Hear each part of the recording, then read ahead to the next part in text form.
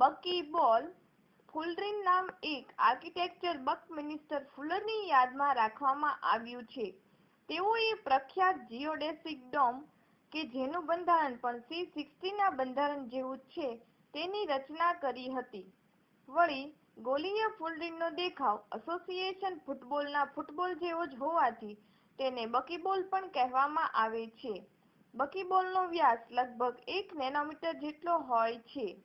આવા ફુલરીન્સનું અસ્તિત્વ કુદરતી રીતે મીણબત્તીની મેશમાં અને અવકાશીય વિદ્યુતમાં પણ જોવા મળે છે.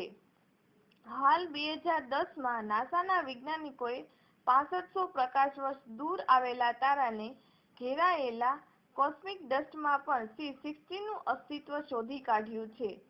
તેથી એક માન્યતા અનુસાર પૃથ્વી પરના જીવન માટેના બીજ એ આવા બકીબોલ્સ દ્વારા પૂરા પાડવામાં આવ્યા હશે.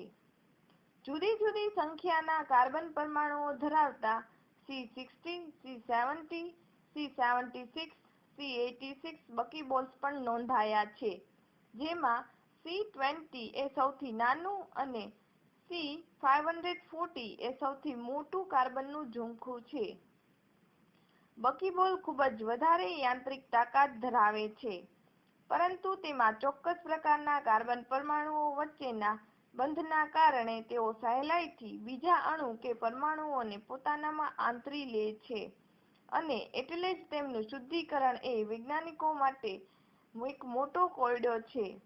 બકીબોલની બનાવટ ઘણી મોંઘી છે.